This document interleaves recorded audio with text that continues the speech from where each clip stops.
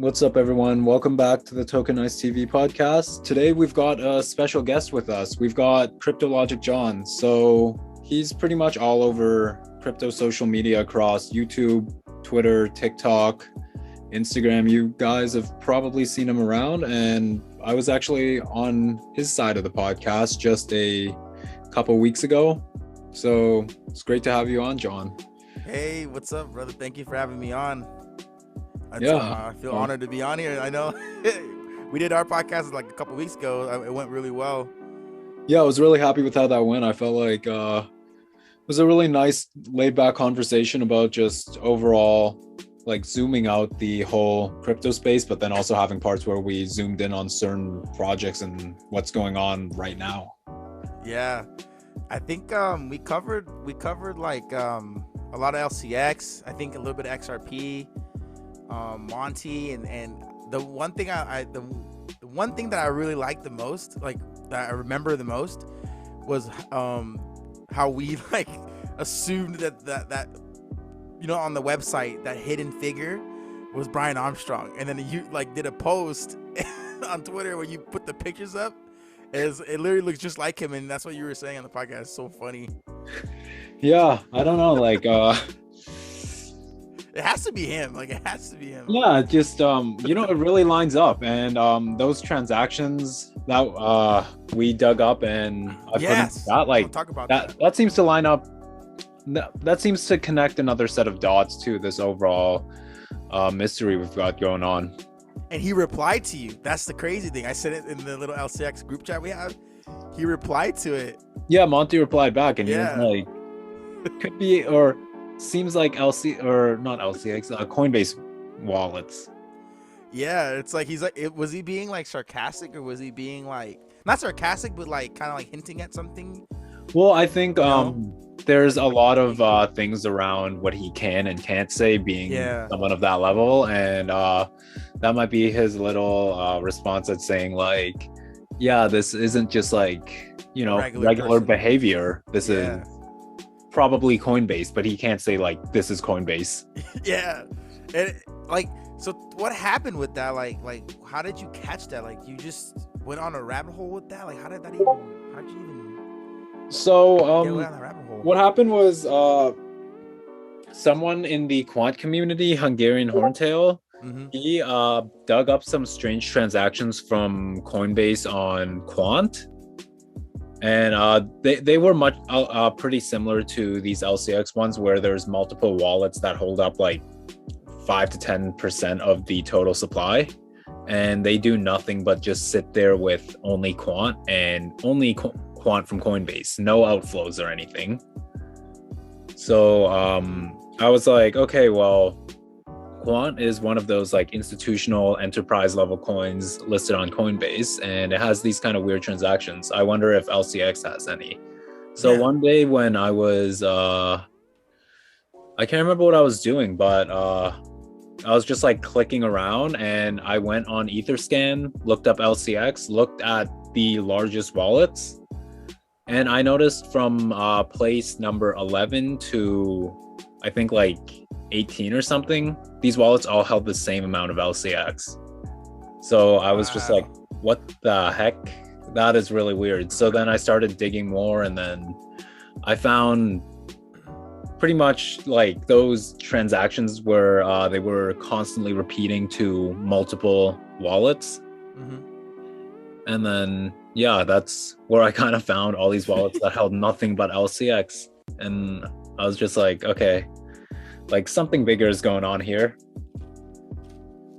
It's like obvious, it seems like.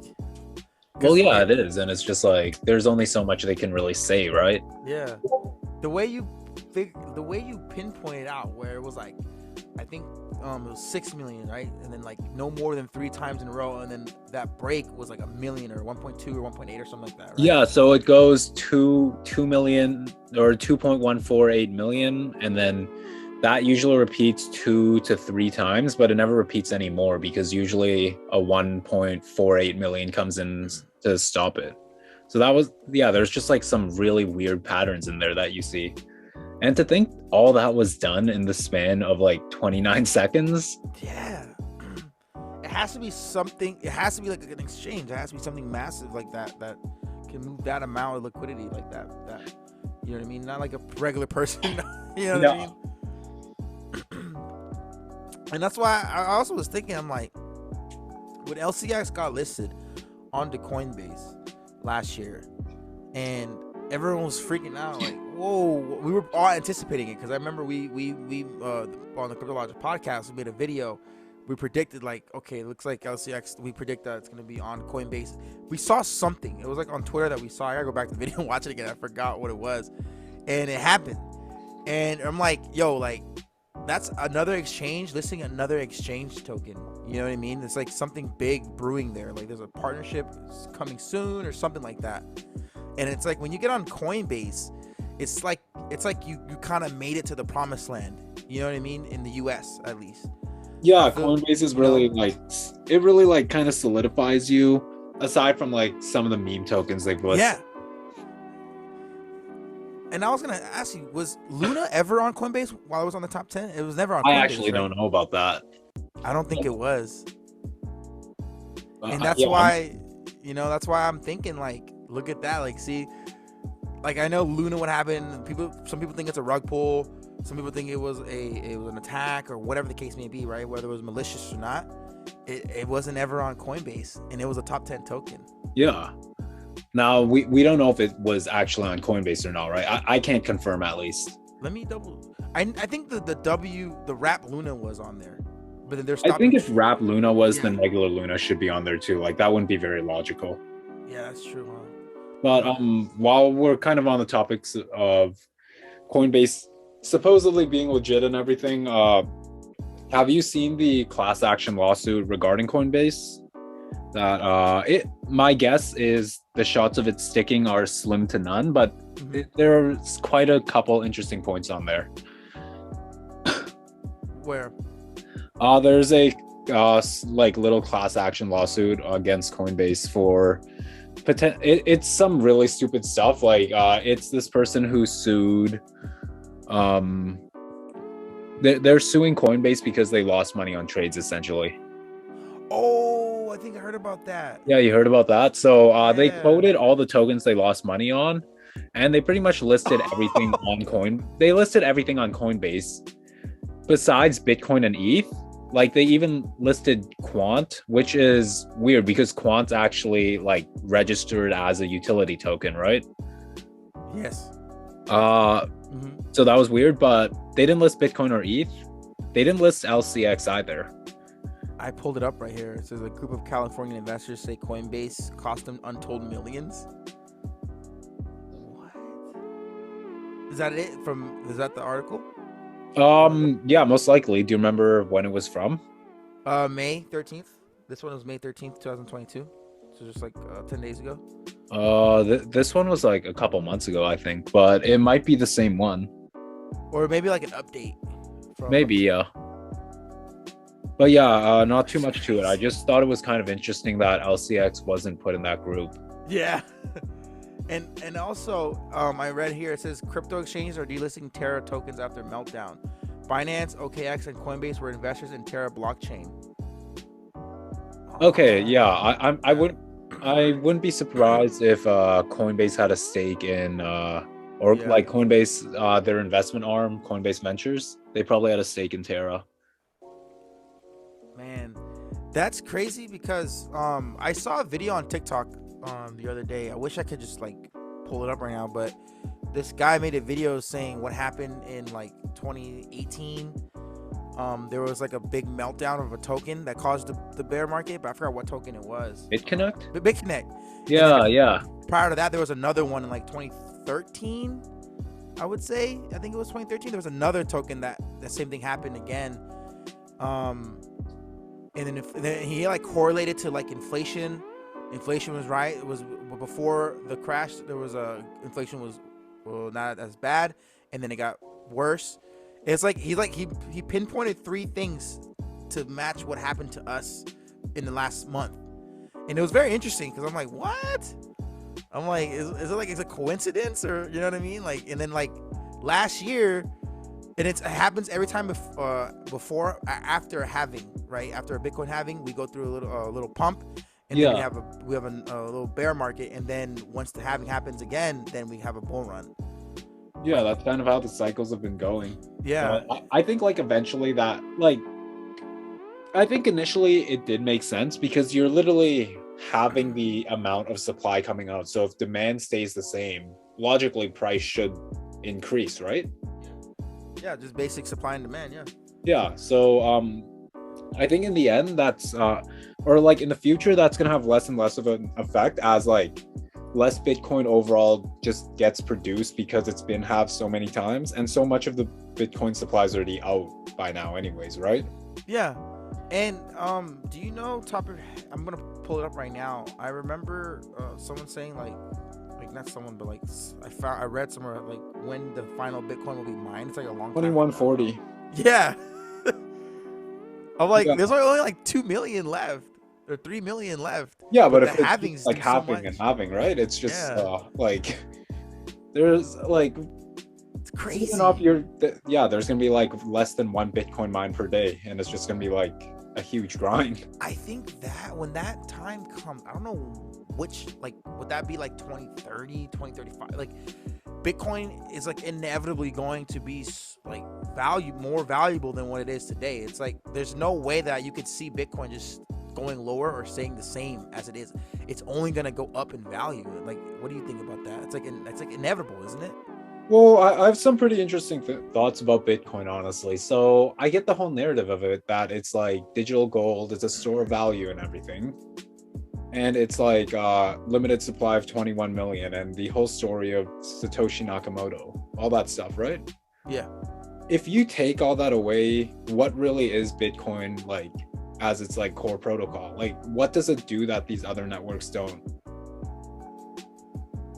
What Bitcoin does? Other networks was just supposed to be a peer-to-peer transaction, right? For peer-to-peer transactions. Well, yes. Let's say that's what it was for. But I'm saying if you take all that away and just look at it as a protocol, it really doesn't do anything. It's useless. Yeah. Essentially, I don't want to say it's useless, but it doesn't like. It functions the same as any other network, but these other networks do so much more than what it can do. Yeah. And to compensate for that, there's things such as layer 2s, right? That's why we're seeing Lightning Network. That's why we saw the... okay. Yeah, you're talking about the network in itself, and then what the potential could be if you take away just the aspect of it just being as a means of transferring currency. I think that's something, like, even though I say that, I do hold some Bitcoin myself. I think it's perfectly reasonable for any investor in here to have some in Bitcoin. Oh, of course, yeah. Kind of like it's the grandpa of this space, right? Without it, none of this would be here.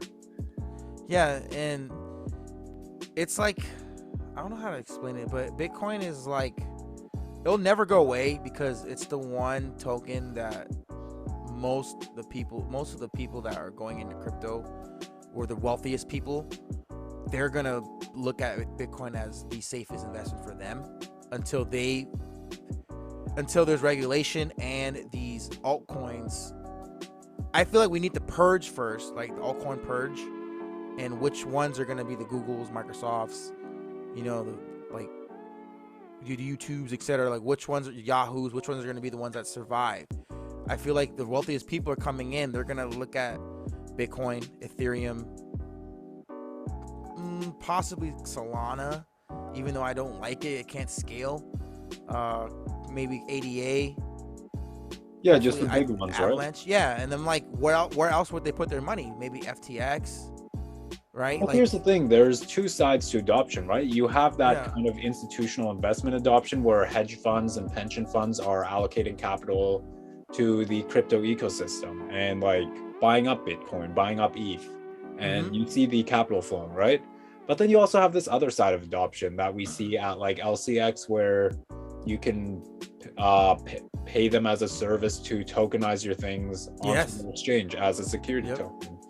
You have Quant where they offer Overledger as a white label service. You have DAG where you can build a state channel on their hypergraph. You have XRP to provide on-demand liquidity. On-demand liquidity, You got Alliance Block, you got Unison, Vector Space AI, you got KDA, and it really makes you think, which side of adoption do you want to be on? Do you want to be on the one where they're just allocating capital to these assets? So it's not really too much different from kind of legacy markets already, besides, I guess, if you want to take account of the DeFi. And some of DeFi we're seeing with things like open banking, but DeFi definitely does take it to another more globally accessible level.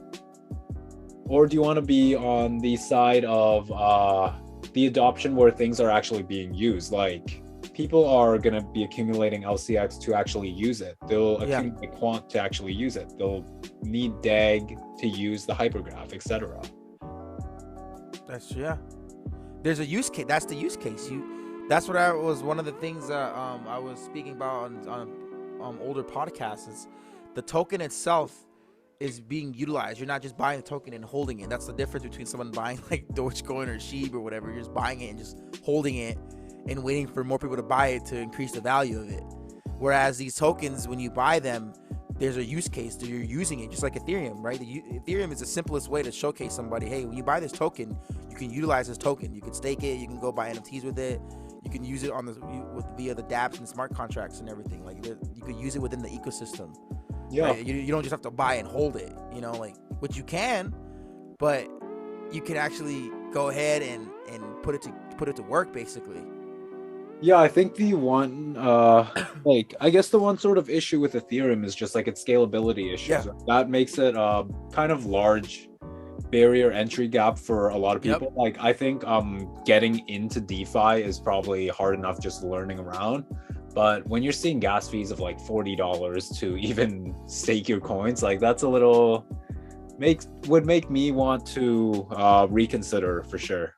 Yeah, and obviously we're waiting for the merge, right, for 2.0 to come out. When does that begin? And it's been getting pushed back and pushed back. And I remember you said you like that it's getting pushed back, right? I read that the merge is supposed to happen now in August. In August, right? If everything goes to plan, yeah. If everything goes according to plan, I think that's the real key word there. Yeah, they said that last year. Yeah, because it's supposedly supposed to have been out for a couple years now, and the thing is, I don't think people realize the merge won't solve all the gas issues right away. One of the biggest issues with public permissionless blockchains and just essentially layer ones at the moment is the fact that people see stuff like Solana, like AVAX, BSC, a bunch of these first generation layer ones as more scalable than Ethereum. But we've seen that not to be the case a few times, because you guys have to remember that the network usage on ETH is most times exponential to that on Solana or AVAX. And that's part of why the fees are so high. Now, this isn't me justifying using Ethereum and paying gas fees on a consistent basis, because I don't think you should have to do that. But we've seen things like Solana black out because of overusage or because of DDoS. Yeah, and then we've seen AVAX fees actually rise up quite a bit once more demand got on there.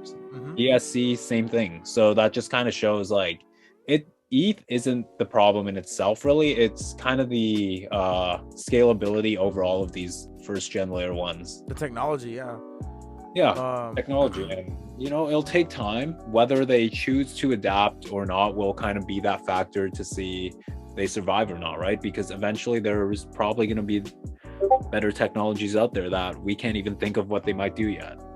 Yeah, and I was reading basically on this article where it said the merge is supposed to be successfully implemented in August. The final landmark on the roadmap for Ethereum, formerly known as ETH2, is the Sharded Chains upgrade slated to go live in early 2023. And this is the part where I was going to ask you about this. It says, until then, however, the network will continue to utilize layer 2 networks like Polygon and Optimism to handle scalability and high transaction volumes. So Polygon, is their existence only to help Ethereum scale or help them with their scaling? And when Ethereum doesn't need help anymore, what happens to those layer twos, right? I've looked into this a bit, and there's apparently some other use cases for these layer 2s to kind of be applications in their own. I haven't gone like fully in depth into how that'll kind of work yet, but I know Polygon's doing some things beyond just like being a layer 2 for Ethereum. Yeah, I know they've got some things on the side, and I'm not the biggest supporter for layer 2s and kind of these layer 2 scalability issues, because essentially what you're saying is, okay, well, the main chain can't handle this amount of transactions, so we're going to actually take it off the chain, validate it like that, and put it back on the chain. And it just seems like a big bandage on like a gunshot wound, essentially. Yeah, and it's not like a long-term... No, like you got to patch that shit up, right? Continuously. Yeah. It'll be holes popping out everywhere, and you gotta pass this one, pass. And what's interesting is eBay, like I said in my YouTube video earlier today, eBay's launching their NFT collection via Polygon. And that's one thing that's cool about Polygon, is that they're able, like these layer 2s, layer 1s, if they allow NFTs to be implemented on their blockchain, you know, that helps them with longevity and having more use case. Yeah, for sure. Just like having overall more, well, just more stuff to do, more applications on your blockchain, right? Yeah. Because if it's a ghost chain, it doesn't matter how scalable or how decentralized it is if no one wants to build on it. Yeah, and that's why I was very intrigued when the news came out. Like, did you hear, you know, about the I'm sure you do, the ApeCoin with the other side and Yuga Labs, and them launching on ETH, and it was like bad. Oh yeah, of course. It tanked, and then now they tweeted out saying that they're looking to build their own or partner with someone new, or put their project on another chain. Yeah, and they're deciding between Avalanche and Flow. Okay. And Flow, you know, and I think we spoke about it last video, or the last time we were on. Flow has Dapper Labs, which has the Top Shot, and then Avalanche obviously has the 3 chains. They can create their own subnet, and I was just like very intrigued. I'm like, man, like that's a good sign that those two are in consideration. And then just if obviously one's gonna get chosen, it doesn't mean the other one's not gonna be successful. I just think they're both gonna be successful. I think that since Luna is knocked out of the top 10, I don't know if it'll ever return to the top 10 or whatever, you know, the amount of market cap and volume, it will ever be the same. I'm like, in the future, in the next 2 years or whatever the case may be. Well, have you heard about the most recent plans with Luna? Well, the first thing I heard was he wants to initially fork it and then do the classic Luna Classic and Luna 2, right? Essentially, yes. He wants to hard fork it, and then he wants to, in a sense, compensate these people, smaller investors, Luna, from by pretty much doing a screenshot and airdrop of the tokens. Yeah. Now the catch to that is he's locking these tokens for 2 years. What? Yeah. So that definitely is a little concerning. Why would he do that? It's just time to build it back up for new investors. So it makes sense, because that's one of the problems that I was saying. I'm like, if they're not gonna burn tokens, which he doesn't want to do for some reason, he did list a burn wallet so people can volunteer to burn he listed tokens. Burn wallet, but he doesn't want to manually burn them himself, where he just burn all the supply, like extra excess supplied. It's like the problem would be is that if you were to snapshot and then snapshot and then airdrop Luna 2 tokens to the previous holders before a certain date, then those people would just dump on the newer investors. And that's what happened with ApeCoin too. The ApeCoin investors did that. They got airdropped ApeCoin tokens for being Bored Ape Yacht Club owners. Well, yes, but isn't that part of the freedom of choice in an investment? Yeah, it is, right? Yeah, but that's the problem with some, a token like that having a CEO or whatever, a centralized team or whatever. They're trying to, I guess, protect the newer investors. Like, well, we're locking up all these people's tokens so that you newer investors feel safe buying in, knowing that they won't get dumped on for at least. But then the question rises: in where was the protection for their older investors, right? Exactly, because they all got hurt. Yeah. It's just crazy, because they're like, that's what I was saying. I was like, there's like. Well, it's a constant dilemma, right? It's like, what can you really do? They don't have the money to pay them back the funds anymore, and like, I don't think this is the end of the story. I think there's still a lot more unraveling to do. It's just, yeah, and it's like that guy, Do Kwon is he has to figure it out. He could either walk away or stand, I mean, try and get through. He's already been charged for tax evasion. I was surprised, of all things, that's what he was charged for. Yeah. But I don't know. I feel like there's a couple more lawsuits to come his way, potentially. Yeah. He did lose a lot of people a lot of money. He did. And it's like what do you do at that point? Like, do you just keep trying? Like, I just can't imagine being in his position. I think South Korea or they announced something with him. I forgot what they said. Let me see. But oh yeah, like you said, yeah, he's facing prosecution in South Korea. Yeah. Over the collapse of the two coins that wiped out billions of dollars from investors around the world.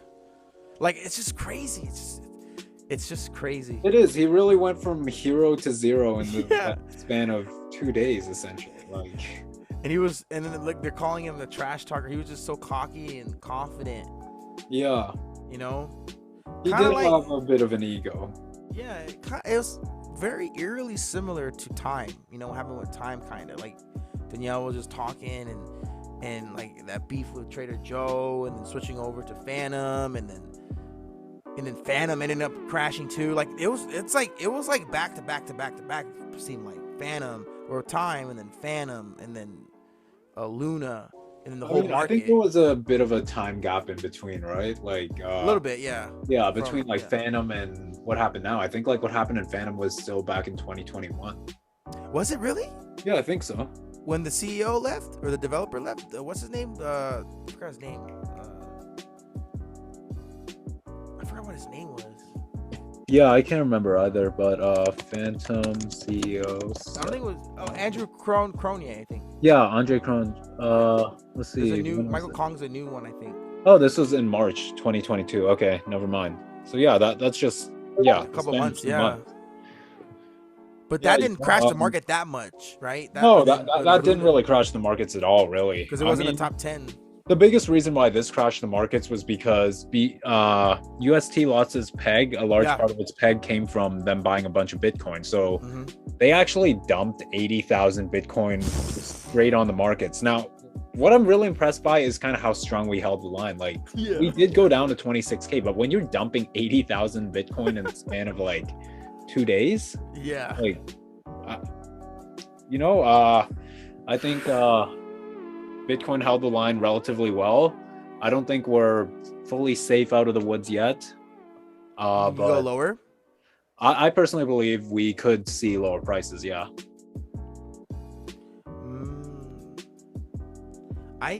I think so too. I was thinking that we were gonna trade kind of sideways for a little bit, but I don't know. Do you think we're like hanging on by a thread of that, or do you think of like the interest rates, the extra announcements of interest rates being risen going to affect it, or do you think it has to do with just like another Black Swan event? Or I know it's unpredictable. Like, there's no way we can. Yeah, well, there's a lot of factors at hand, right? There's the macroeconomic stuff, and then there's all the stuff going on in crypto. There's obviously the technical analysis part, and from what I'm seeing on the technical analysis side, it does look like we do retest lower levels a bit. And then on the macroeconomic side, we haven't actually started any form of quantitative tightening yet, and that's where the Fed kind of sells off its balance sheet and converts more to cash. So we haven't seen any of that yet, and we're already seeing this level of panic from the market. So it kind of makes you think what happens when that panic from the market does kind of set in, when they actually start selling off their balance sheets. And then there's a lot of other things. So recession. Yeah, disposable income is relatively low at the moment. Like, people don't have money to go out and enjoy things, and that's Yeah. essential to stimulate an economy because you need money pumping into it and all that kind of stuff. But right now people are just so tied up with bills and everything like that, and the rise of interest rates is just going to make that worse and worse. And the food shortages and everything like Yeah, that and the going supply around. chains, like, Yeah. there's the world's kind of a mess right now. It really, yeah, it really is, and I don't see that many people having excess funds to put into the crypto market, even though essentially this is the best time to buy. But Yeah, like you said, people aren't. That's why it says that chart. People are fearful right now. People don't have the liquidity to put money into these assets right now. yeah, I think For the most part. over the past year or so, the interest in crypto has definitely risen a lot, and I think there are actually more people who would be interested in kind of getting started in it because prices are low. But it's seriously just the fact that the cost of living is so high in most Yeah, places now. yeah. It's like you have to make a choice. You know. Yeah, it's like, do I want to live under a roof or do I want homes? Yeah. And I can't blame you if you pick the roof. Exactly. Just very like crypto, like when everything is green, obviously when everything's pumping, there's so much euphoria. People are so excited. People are like, any topic you have about crypto that people want to learn. And I notice when times are down like this, when everyone's bags is pretty much down, right? If you bought last year when we were over $2 trillion market cap, if you bought last year and we're holding or whatever the case may be, you're down significantly right now, right? If you didn't take profits. Yeah. I feel like a lot of people who bought last year or got in because like the awakening, right? I call it when Tesla bought Bitcoin, when Dogecoin was rising, SHIB, all that stuff, right? DeFi took off, NFTs took off. People were euphoric and buying in, and a lot of people were holding and everything like that. They're down bad right now. I feel like a lot of people are just, I don't know what it is. I sense it, especially on Twitter. You have to kind of be in a strong community to see the positivity. But other than that, most people are just like, oh, it was like a fad. It seemed like, you know what I mean? Even though you see commercials everywhere, Coinbase. I think during times like these, you do definitely really need strong conviction. Like, yeah, the hype dies down, and that's all you were kind of relying on to keep your conviction going on. Once that goes away, you don't really have much of a reason to believe anymore, and that's where you start to question it. Like, damn, like, what the hell did I get myself into? Yeah, man. I just remember when I bought LCX for the first time. I can't remember what. I think it was in April or May. It was like 2.5 cents, 3 cents. And I remember the first buy I bought, I was like, I'm gonna put $100 in it. I ended up only getting $60 because of the $40 gas fees because I bought it on MetaMask. Oh, yeah. I was like, I'm gonna put $100 in and then continuously add from there. But I remember initially it was $100. I ended up only getting $60 worth. But that $60 worth got me I don't know how many, 1,500 tokens or something like that, or no, more than that. For that time, right? For $60. Yeah. And I remember talking about LCX on the podcast in the summertime, and we were talking about Coinbase and everything, and then it hit the all-time high. And right around the time it hit the all-time high, I got hacked. My MetaMask wallet, I got hacked. Oh, wow. And then when it got listed on Coinbase, I was like, I'm not buying a MetaMask anymore. I started buying my additional tokens on Coinbase. I know I was buying it around 20 cents, but I was just buying it there, and I was like, all right, I'm just leave whatever I bought, because I added a little bit more throughout the time, but then I got hacked and I got liquidated from my MetaMask, and I turned $60, I think it was, to $1,500. Wow. Okay. Yeah. Yeah. So I remember it. I was like, no. I was so devastated. I remember losing. I was that turned definitely $60. feels terrible. So imagine I put $500 in at that time. That would have been but thankfully I did it, And then I was like, oh, I remember it was very terrible feeling. That video is on YouTube somewhere, but I was like, no way. Yeah, you know, it's always terrible to like hear or even like read those tweets about people getting their wallets hacked. Yeah. And I think it was because my fault, because when I first got into crypto, I was like kind of like arrogant. I was like going full speed ahead. I was like, I got trust wallet, I got all of them, and I was like, and I was like, okay, my keys, okay, I'll screenshot it and save it. Like, I wasn't taking it serious. I'm not gonna get hacked, like, you know what I mean? Oh, and, yeah. And then I remember my trust wallet. I used that first, and I connected it to my on MetaMask. I connected the networks or whatever, the same address, and I would connect to different sites on Trust Wallet. And I don't know if I got backdoored or something like that on a DEX or something, you know what I mean? And like I don't know, they got in. I don't know if someone had my keys or I don't know what. And then I recently got hacked again, like last month. I got my AVAX stolen. I had a significant amount of AVAX that I lost right before it dipped. And I was literally gonna transfer it to Coinbase and then switch it to DAI, or switch it to like a new token on Coinbase. I was like, I'm gonna move this on the Coinbase because I don't want it on here. But before I did that, I lost it all, and I was like sad. And then I was like, oh. And then the AVAX like tanked down, and then, you know, the crash happened. It was like right before the crash happened too. Yeah. Have you looked into getting a hardware wallet? Yeah, no, I am. Yeah, I am. Okay. And then I made a whole new MetaMask account and everything like that. And so, like, I did when I got hacked the first time, I didn't make a new one. I was like, oh, like I'm fine. I'm not gonna use you know, they only stole everything from Ethereum. They didn't touch my BNB or AVAX on my MetaMask. They just took Ethereum. And then I don't know what I was thinking. I was like, oh, I'm fine. I'm really gonna use it as a bridge. And then when I got my Avalanche, I left it there. I just didn't know what to do with it. I'm like, well, I'm just gonna leave it here. I don't want to transfer all this over here, over around. I just leave it here for now. Figure out what I'm gonna do with it. And then I finally figured out, like, okay, this is what I'm gonna do. And I lost it. It happened like early in the morning. Oh. And then then I was like, all right, well, I'm gonna take it. I took it serious, but now I'm like super like, okay, I'm ordering the ledger. I made a whole new wallet. Like, now I gotta transfer my NFTs over to the new wallet. Like, now I'm figuring out like what I'm gonna do. But it's very, very, very, like, crypto is crazy. Like, it is, yeah. And I mean, I always say, with ledgers, like they're pricey for wallets, right? Like they're $160 or so. Yeah, it's worth the investment though.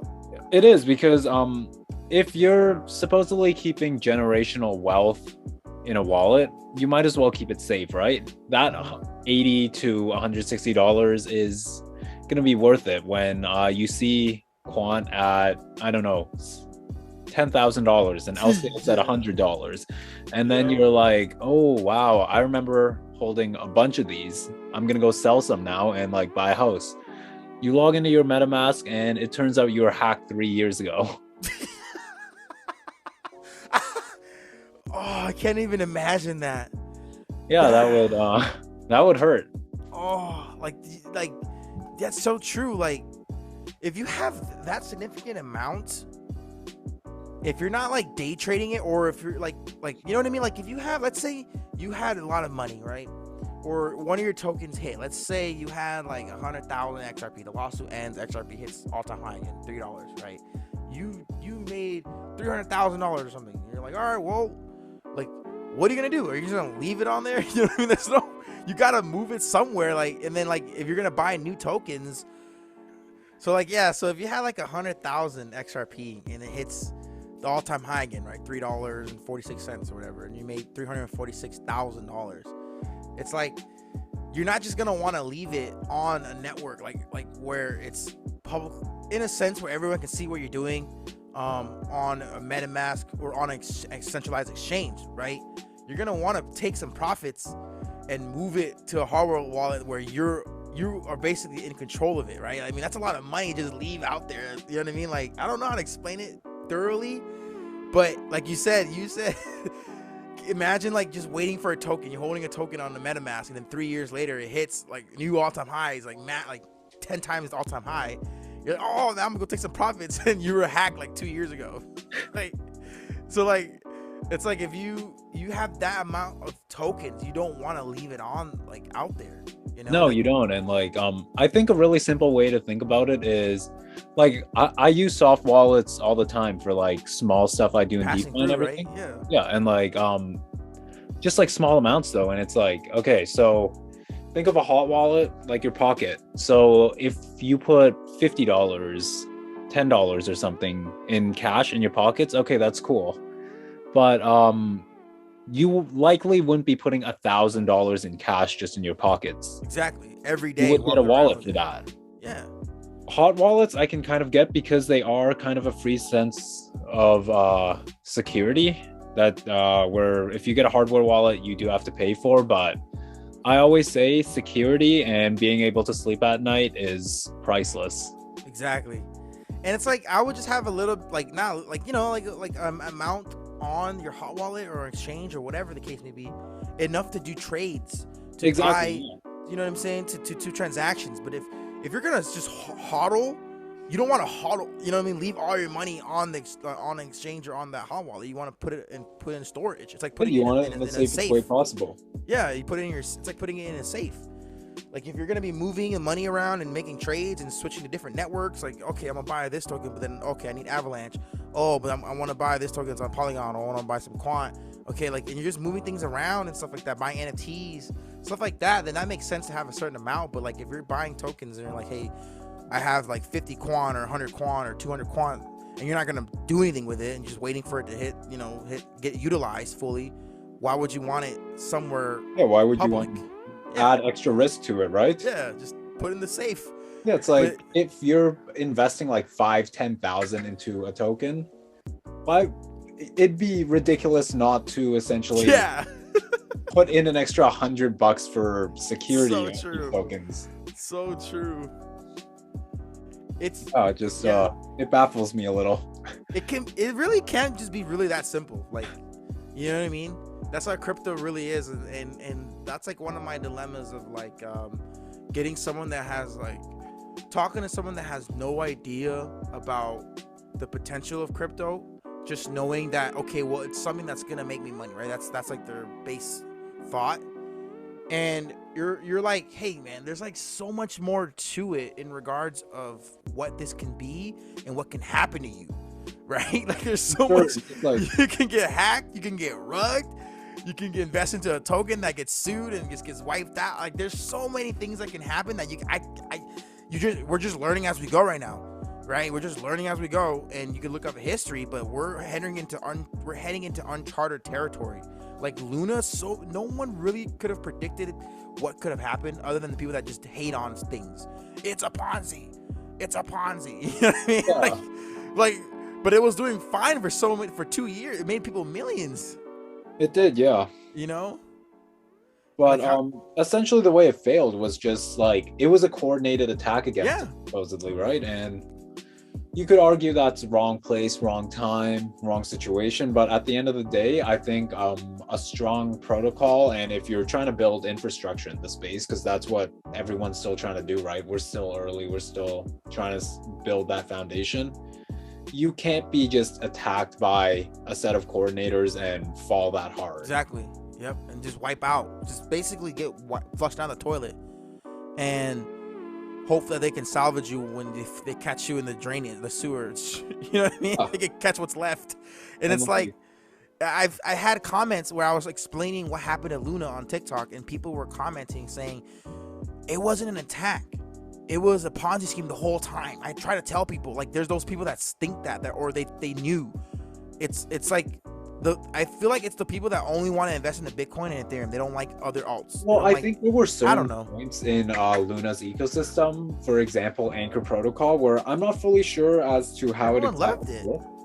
But I feel like 20% returns is something that is quite a high bargain, and it does make you question a bit as to how they genuinely got those returns to all their investors, because again, that's 60,000 APY. Yeah, people were investing their money into that. I did into that. Well, I threw a little bit of money in it too. I don't think there's anything wrong in having some play money and throwing it into these degen protocols, so to speak. The real degen comes when you're throwing your life savings into things like time. Yeah. And that's where it's like, okay, well, maybe you should be a little more careful and like look into like risk management, essentially, right? Yeah, you know what's also very interesting is that I told myself, you know, let's say LCX hits $100 or $10 or whatever. I was like, oh, see, I have a place where I'm gonna put my profits. I'm gonna put it on Anchor. I'm gonna buy some UST and stake it on Anchor. Like, that was one of my avenues of passive income. I was like, I'm gonna put that there. I'm gonna buy a DAG node. I'm gonna buy a Gala node. I'm gonna buy, you know what I mean? I'm gonna, like, I was thinking about doing that, and Anchor Protocol was one of the options I had. And there's people that actually did that made money from the year before, like that made money off of Luna, that made money off of Avalanche, that made money off of Quant, that made money off of like tokens that blew up last year that made hundreds of thousands, even tens of thousands, right? They put their money into Anchor Protocol. Like, I remember seeing so many people talk about this, where I'm staking my money 20%. This is safer than time. This is legit. This is more realistic. And they lost everything. And I'm like, man, that would have been me if you know what I mean? Like, just crazy to think about how I was like, oh yeah, Luna's Anchor Protocol is going to be one of the ones I put my money into. And now it's gone. Yeah, like, no, it, the last time we talked, I think Luna was still doing just fine. It was hovering around like $70 something, right? Yeah. And like, it's only been 2 weeks or so. So really goes to show you how fast these markets move. And that's why it's like, I know, like, I don't know if you know some people, but I know some people that get into crypto, that got into crypto. They asked me for like, how do I buy crypto? Like, you know, and hey, just get some Coinbase, get a Coinbase, and just get some, you know, Ethereum, get some Quant, you know, like just the bare minimum, and slowly, gradually showcase to them how to research and everything. And they don't even know what's going on. They just see the market crashing, and then now they're not talking to me about it. They haven't hit me up about it. I remember one time they tweeted me. They're like, "Hey, I bought LCX. It's going down. Like, what's going on with them?" Like, did you think that it was just gonna? You think it was just gonna go up like the next day or something? Like, he's like, "It's going down." Like, I was like, buy the dip. Like, lower your average. I mean, I think that does you know, it makes sense on paper. That makes perfect sense. That's what every investor should be doing. But I think when you first hop into the space, especially if this is your first investment, so to speak, it is a little, I don't want to say scary, but kind of confusing at first. Concerning, because, you're like, you bought something and you're seeing like your hard-earned money go down. Like, I know myself, for example, when I first got into the space, I would always watch a bunch of just like crypto podcasts and videos.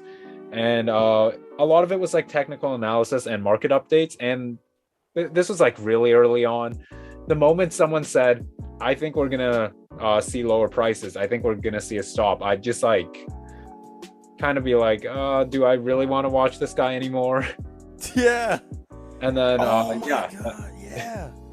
that took a little of getting used to, and then eventually I was like, okay, well, you got to suck it up. The market's gonna go down. Nothing goes up in a straight line. And you know, it doesn't take a long time to get used to that. Like, after a little bit of realizing, like, there's going to be market cycles. Like, if you look back at any parabolic chart, there were a lot of green days, but there were also a lot of red days. You can argue that there were more red days than green days. I said that before. The red days are always going to last longer than the green days, because when there's green, people are buying in, but there's also going to be more people taking profits. And for some reason, I just think that the red days last longer than the green days. Well, that could also be like kind of a cognitive bias in that, like that saying of when things are going good, time flies by. Yeah. But then when things aren't going well, it feels like it's forever, right? Like, you know those memes about how when you're working and then you work for like 4 hours, you check the clock and only like 45 minutes gone by. Oh yeah. Like I remember when I was in school, you'll be at home and time goes by, like you're like, oh, it's already 2 o'clock, and you're in class, and your class like, oh, it's only 11 a.m. It's only like 10 a.m. Yeah, or at work or something. Like when you're at home, it goes by quick, but then when you're at work, it's like dreading. You're like every 2 hours, like, oh, like break, oh, lunch. Like it's like dreadful, right? Yeah, and I think a large part of that is because you know, when things are going good, you're happy, you want to be engaged in the situation. But when things aren't going well, when markets are bloody, you don't like really want to be all that engaged. Like, one of the toughest things to do is, in my opinion, like in a down market, like actually want to buy the dips and everything, but you unloaded all your ammo during the run up and you have no money to buy the dips. Yeah, that's the worst thing. And I think that might man, be I hate it. That's like the worst feeling. One of the worst feelings other than getting like rugged or hacked, whatever. It's just a regular day, and then the markets are down, and you just can't buy anything, and the markets you have no capital, right? And you can't buy anything, and you're like, oh, Quant's at $50, $52, and it's been at over 100 for like 5-6 months. And you're like, oh, it's never gonna go under $100. It goes under $100. You're like, oh, it's at $90, and then ends up being like $50. And you're like, you get 2 for the price of 1 when it was. You know what I mean? You get 2 for 1. I think that's where like partially that's where dollar cost averaging comes in. That's where like, so you don't really have to worry about timing the market or anything.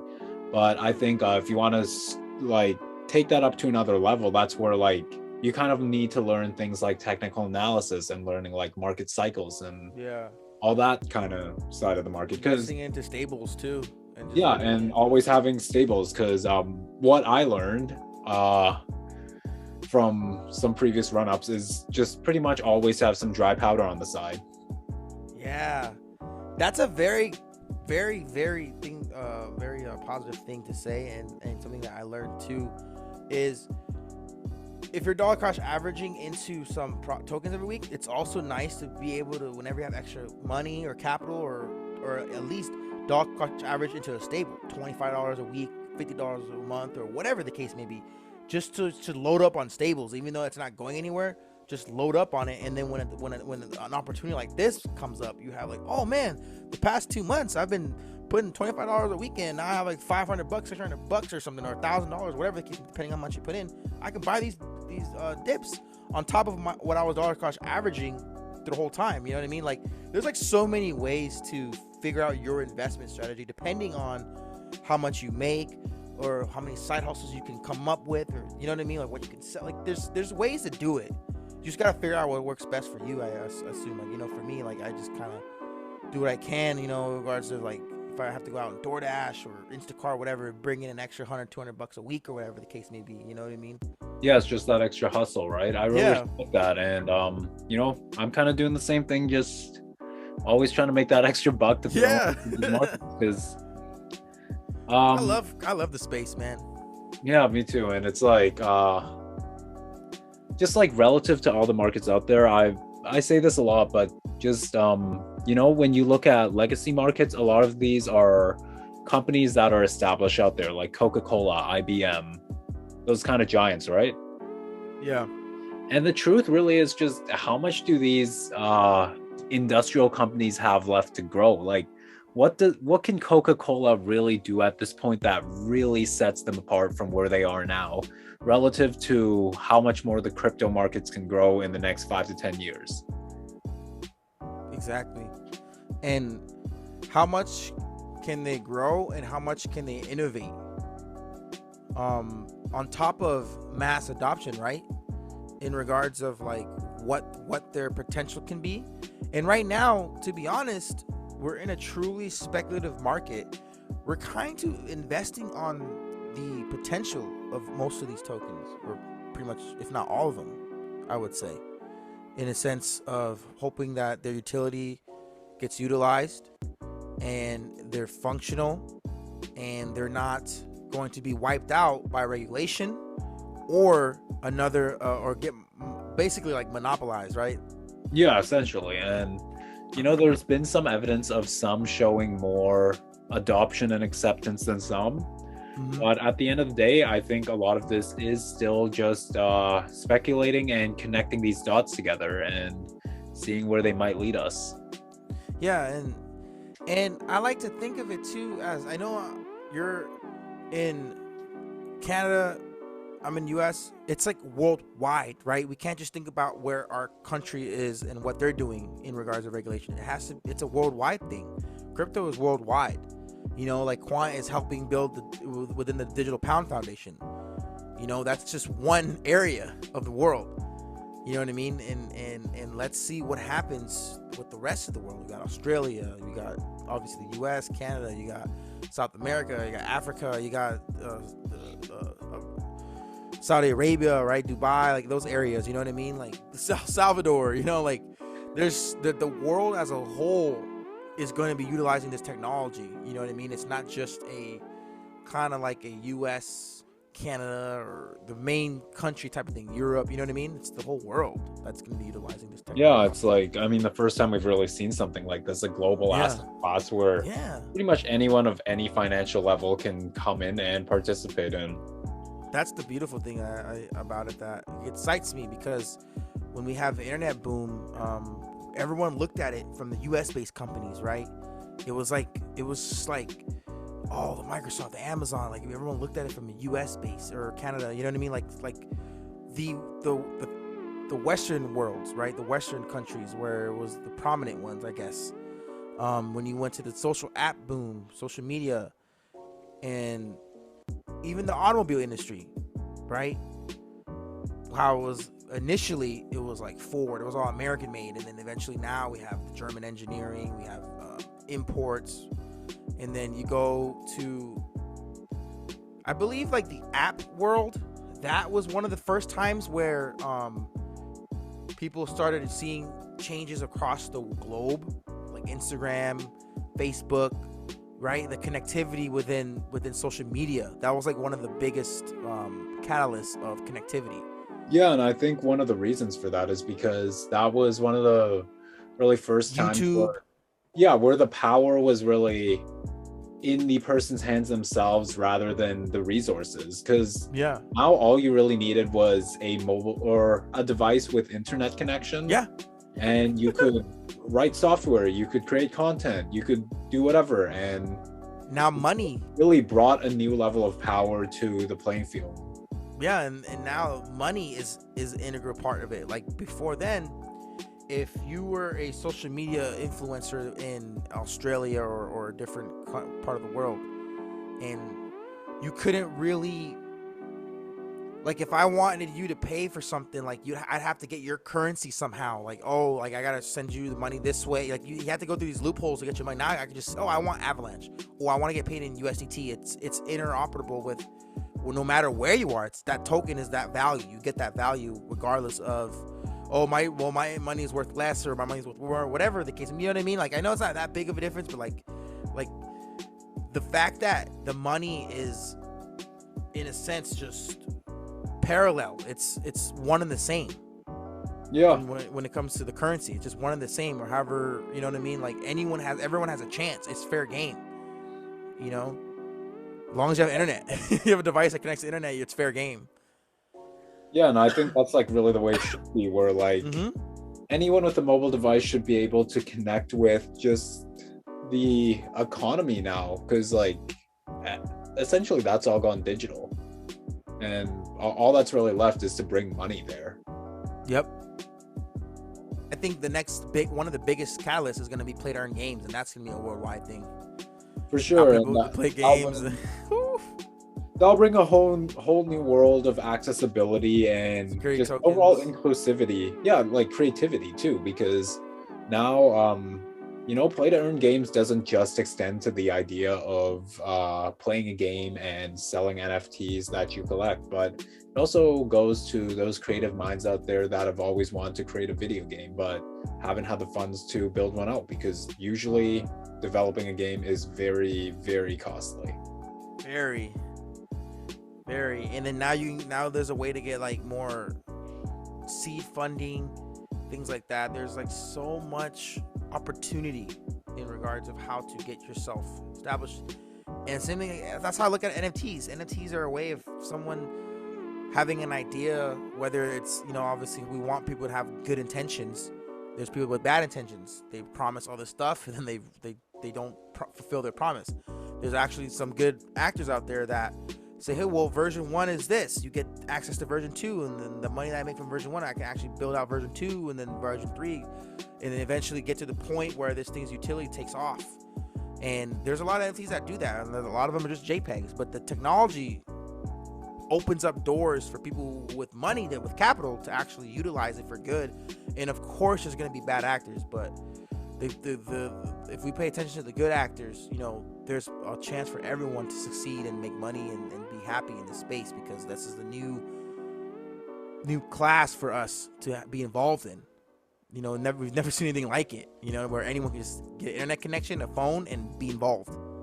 Yeah, for sure. And I think that's what not just us, but everyone as a whole needs to kind of work on. Like, I feel like over especially the past few years with COVID and then now monkeypox popping up, it's almost like we rewired our brains to think negatively and have this sort of social divide.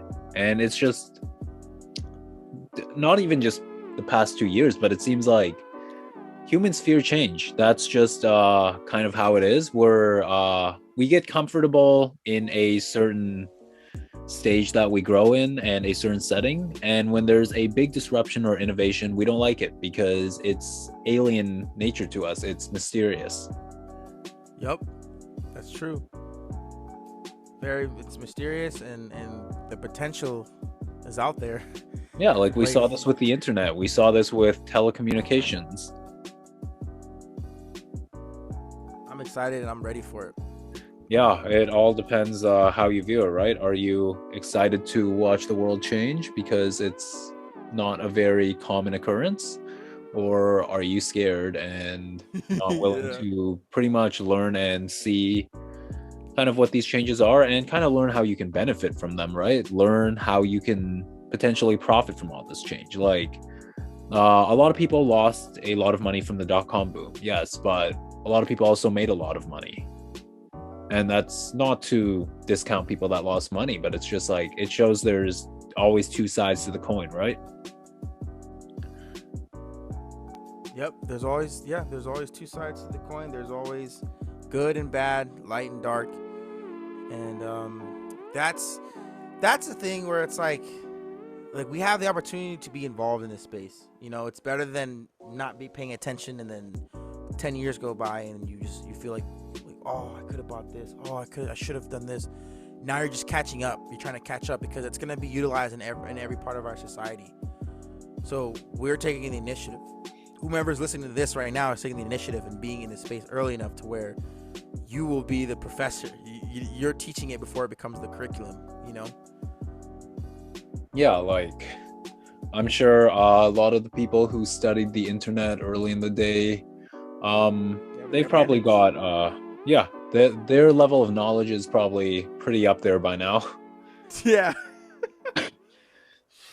That's why I'm excited. I'm very excited for what's to come, and the potential that's in store for us of this whole space. It's still such a baby, and even though it's been out for Bitcoin's been out for, I can't even math, 13 years.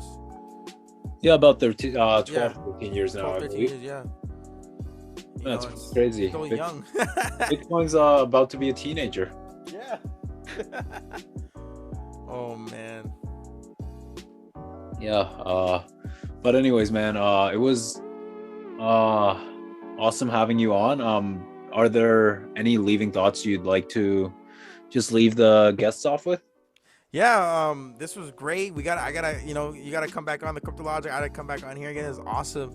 Yeah, for sure. And I felt like I really liked the sort of laid back approach we took to this one. Yeah.